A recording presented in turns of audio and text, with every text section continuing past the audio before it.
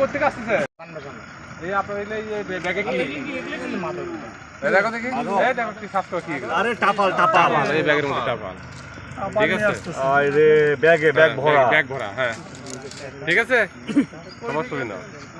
বাড়ি কোথায়? বাড়ি বানবাসা মোড়ে। এই নাম এই নাম গাড়ি নাম সাল দাও, আর ভালো সাল দাও, সাল দাও। হ্যাঁ একদম একদম সাজ দাও, ভালো করে এটু জেড সাজ দাও, সাজ দাও। সাজ দাও। ঠিক আছে, টাপাল ট্যাবলেট, কাগজ বের করো, কাগজ বের করো, লেখো লেখো। আরে আপনি হ্যাঁ সুন্দর করে লেখো।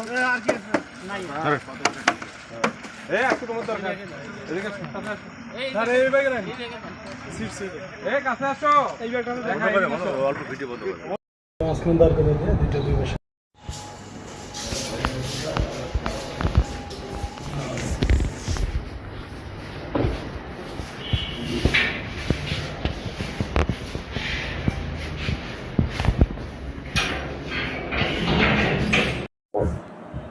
মাদকদ্রব্য নিয়ন্ত্রণ অধিদপ্তর জেলা কার্যালয় লালমনিরহাট একটি গোপন সংবাদ প্রাপ্ত হয়ে বিভাগীয় স্টাফদের সমন্বয়ে একটি অভিযানকারী দল নিয়ে লালমনিরহাট জেলার সদর থানাধীন দুরাগুটি গ্রামস্থ মঙ্গলহাট হতে লালমনিরহাটগামী পাকা রাস্তার উপরে একটি চেকপোস্ট বসায়।